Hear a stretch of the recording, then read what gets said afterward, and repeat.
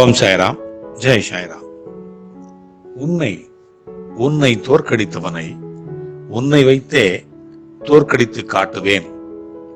சாயப்பா சொல்றார். அது சாயப்பா சொல்லலாம், நம்ம சொல்ல முடியாது. ஏன்னா அவர் அந்த தகுதியெல்லாம் படைச்ச ஒரு சர்க்குரு கடவுள், கலியுகத்தினுடைய கண்கண்ட கடவுள். நம்ம சாதாரண மனிதர்கள். அதனால நம்ம இப்படி சொல்லக்கூடாது. என்ன செய்தாரையும் ஒருத்தல் அவர் நன்மையும் செய்துவிடல் அப்படின்னு வள்ளுவர் சொல்கிறார். அந்த மாதிரி நம்மளை தொந்தரவு பண்ணா கூட, நம்மளுக்கு இடைஞ்சல் கொடுத்திருந்தா கூட அவங்களுக்கு நல்லது செய்யக்கூடிய ஒரு நல்ல மனப்பக்குவத்தை நம்ம வளர்த்துக்கணும். இது வரைக்கும் இல்லை. அதுக்குதான் பெரியவங்க சொல்லியிருக்காங்க. அதெல்லாம் படிச்சு பார்த்து நம்ம பொறுமையா இருந்தோம்னா நமக்கும் நல்லது நடக்கும். அப்படிதான் நம்ம வாழணும். அவன் அடிச்சானா பதிலுக்கு நம்மளும் அடிச்சோம்னா அந்த சண்டை பெருசாகிட்டே இருக்கும். கத்தி எடுத்தவன் கத்தியால் தான் போவான். வாய் கொடுத்தோம்னா வாயிலே நம்ம சண்டை போட்டுக்கிட்டு இருக்க வேண்டியதுதான். நம்ம என்ன ஆயுதம் எடுக்கிறோமோ அந்த ஆயுதம் எதிரி எடுப்பான். இல்லை எதிரி என்ன ஆயுதம் எடுக்கிறோமோ அந்த ஆயுதத்தை நம்ம எடுப்போம். இது போய்கிட்டே இருக்கும். அன்புங்கிற ஆயுதத்தை எடுத்தா கூட அதுவும் அந்த அன்பு வளர்ந்துகிட்டே இருக்கும். அந்த ஆயுதத்தை தான் நம்ம எடுக்கணும். அதுதான் நம்ம முயற்சி. இப்ப என்னன்னா, நம்ம பிரார்த்தனை கூப்பிடுற ஒரு அம்மா பிரார்த்தனை பண்ணிக்கிச்சு. அதுக்கு என்ன வேணும்னா, பிரேயர் என்னன்னா, எனக்கு ஒரு லேடி என்னை ரொம்ப அவமானப்படுத்திட்டா. அவளை நீங்க ஏதாவது பண்ணுங்க. நீங்க பண்ணி உங்களுடைய சக்தியால அவளோட காலை ஒடிங்க, இல்லைன்னா கையை ஒடிங்க. எல்லாரும் முன்னாடியும் என்னை அவமானப்படுத்திட்டா. நான் பார்த்தேன், என்னடா அது சாயப்பா கிட்ட இப்படி எல்லாம் பிரார்த்தனை பண்ணிக்கிறாங்களே. நம்ம பில்லி சூனியம் மந்திரம் இதெல்லாம் இருக்குது. இருந்தா கூட நம்ம ஏதோ மந்திரங்களை சொல்லித்தரமே தவிர நம்ம எதையும் செய்யறது இல்லை. பிரேயர் மட்டும்தான் நம்மளுடைய வேலை. அந்த பிரேயர்ல மூலமா சாயப்பா தான் எல்லாத்தையும் சரி பண்றாரு. மந்திரம் தந்திரமும் என்ன பண்ண போகுது? அதெல்லாம் இல்லை. அது ஒரு வழிதானே தவிர இதெல்லாம் நம்ம சொல்லி கொடுக்கறது இல்லையே. என்ன இப்படி இந்த அம்மா கேட்குது, நம்ம என்னதான் செய்யறது? அதுலயும் கெட்டது பண்ண சொல்லுது, என்ன பண்ணலாம்னு சொல்லிட்டு யோசனை பண்ணிட்டு இருந்தேன். என்னாச்சு, அந்த அம்மா விடுறதா இல்லை. நான் எவ்வளவு வேணா பணம் தரேன், அவளுக்கு கை உடையணும், இல்லைன்னா கால் உடையணும். இதான் அந்த அம்மாவுடைய கோரிக்கை. அம்மா நீ பணத்தை அங்கேயே வச்சுக்கோ. சம்டைம் பணம் நம்ம வாங்கிட்டோன்னு வச்சுக்கீங்களேன், அவளுக்கு கை உடையலன்னு வச்சுக்கோ. எதிரிக்கு பணத்தை திருப்பி கொடுக்கறதா, இல்லை நம்ம கேரண்டி கொடுக்கறதா, இல்லை இப்படி பணம் நம்ம மேக்சிமம் யார்கிட்டையும் கேட்கறதில்ல. எந்த பிரேயருக்கும் நம்ம பணம் ஒரு ரூபாயும் கூட கேட்கறதில்ல. அது கட்டனுடைய நிர்ணயிக்கப்படலை.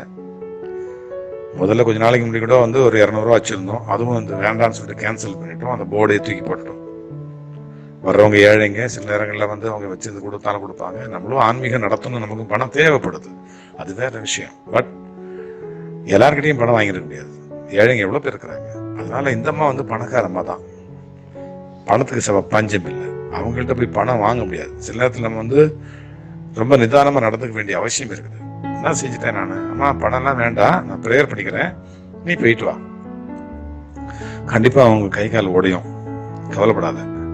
ஏன்னா நம்ம இங்கிருந்து நகர மாட்டாங்க, அவங்க எந்திருக்க மாட்டாங்க, நகரவே மாட்டாங்க. அதனால சொல்லிட்டேன், போயிட்டு வாமா, கை கால் உடைஞ்சிரும், சாயப்பா பார்த்துப்பாரு.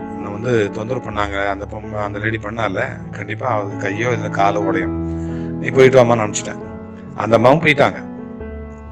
நம்ம நிம்மதியா நம்ம வேலையை பார்த்துட்டோம். அதோட சரி, முடிஞ்சது. பணம் வேணுமா கேட்டாங்க, இல்லை வேண்டாம், போயிட்டு வாங்க, அது நடந்த பிறகு கொடுங்க, அது முடிஞ்ச பிறகு கொடுங்க அப்படின்னு சொல்லி அனுப்பிச்சிட்டேன். சரி, போயிட்டு 2 நாள் கழிச்சு மறுபடியும் பேசுறாங்க.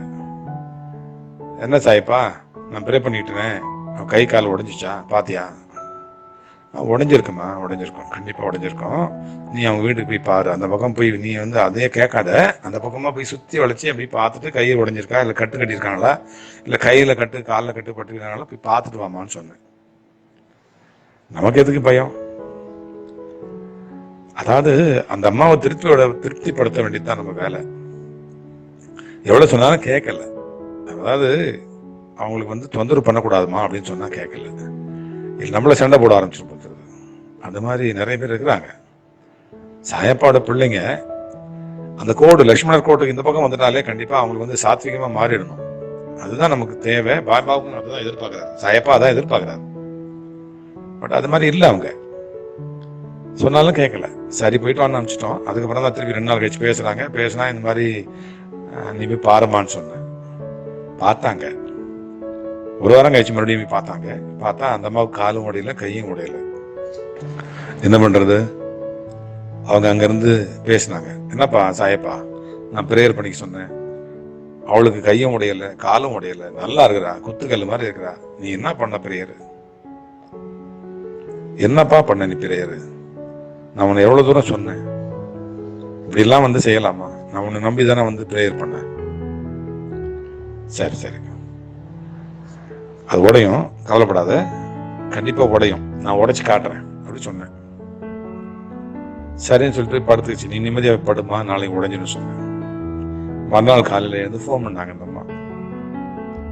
அப்பா உங்ககிட்ட ப்ரேயர் பண்ணி சொன்னேன், அவ கையை உடைக்க சொன்னா என் கையை உடைச்சிட்டேப்பா. இந்த அம்மா கையை உடைஞ்சிச்சு. ஏன்னா தப்பு வந்து யாரு வந்து செய்யறாங்களோ அவங்களுக்கு தானே தண்டனை கிடைக்கும். இந்த அம்மா கையை உடைஞ்சிச்சு. நான் என்ன சொன்னேன், சாயப்பா வந்து உடைச்சிருக்கிறாரு, தப்பு யாரு செஞ்சாங்களோ அவங்களுக்கு தான் வந்து உடைப்பாரு. தப்பு செய்யாதவன் கண்டிப்பான அப்பா சாயப்பா, ரொம்ப கண்டிப்பானவர். ஆனா கருணை ரொம்ப ஜாஸ்தி இருக்கு. யார் தப்பு செய்யறாங்களோ அவ கையை உடைச்சிடுவாங்க, அதான் உண்மை அப்படின்னு சொன்னேன். இல்லப்பா நான் தப்பு செய்யலப்பா, அவதான்ப்பா தப்பு செஞ்சா. ஏமா நான் எதையும் அங்கிருந்து பார்க்கல, சாயப்பா எங்கிருந்தும் பார்ப்பாரு, எதையும் பார்ப்பாரு. அதனால நீ அவர்கிட்ட முறையீடு. நான் பிரேயர் மட்டும்தான் பண்ணுவேன், கெடுதல் பண்ண மாட்டேன். உனக்கும் நான் கெடுதல் பண்ண மாட்டேன், அந்த அம்மாவும் கெடுதல் பண்ண மாட்டேன். பிரேயர் பண்ண சொன்னா பண்ணுவேன். பட் யாருக்கு எது நடக்கணுமோ அந்த நேரத்தில் அது நடந்தே தீரும்.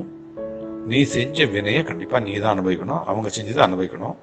இது ஏதோ பாவம் முடிஞ்சிச்சு, விடு, பரவாயில்ல, நான் பிரேயர் பண்ணிக்கிறேன், இது சீக்கிரமா சரியாயிடும், கை சரியாயிடும், கவலைப்படாத. நான் தன் வினை தன்னை சுடும் அப்படின்னு சொன்ன மாதிரி அந்த அம்மா வந்து வேண்டிக்கிட்டு அவங்களுக்கு கிடைச்சிச்சு. பிரார்த்தனை பலிச்சுது. என்னை பொறுத்தளவுக்கு பிரார்த்தனை பலிச்சுது. அவங்கள பொறுத்தளவுக்கு அவங்க எதிரிக்கு வந்து வர வேண்டியது இவங்களுக்கு வந்துச்சுன்னு அவங்க நினைச்சுக்கிறாங்க. பரவாயில்ல, நம்ம பிரார்த்தனை பலிக்கலனாலும் பரவாயில்ல, அவங்கள பொறுத்தளவுக்கு ஒன்றும் பிரச்சனை இல்லை, நமக்கு ஒன்றும் பயம் இல்லை. அதுதான் என்ன செய்தாரை உரத்தல் அவர் நான நன்னயம் செய்து விடல் அப்படின்னு இருந்திருந்தா இவங்களும் நல்லா இருந்திருப்பாங்க, அவங்களும் நல்லா இருந்திருப்பாங்க. சரியா? ஜாக்கிரதையா இருக்கணும். சாயப்பா கிட்ட ரொம்ப ஜாக்கிரதையா இருக்கணும். ஓம் சாய்ராம், ஜெய் சாய்ராம். என் அன்பு குழந்தையே, என் வார்த்தைகளை நீ அடிக்கடி கேட்க, வாழ்வாங்கு வாழ இந்த சேனலை சப்ஸ்கிரைப் செய்து கொள். அல்லாஹ் மலிக்.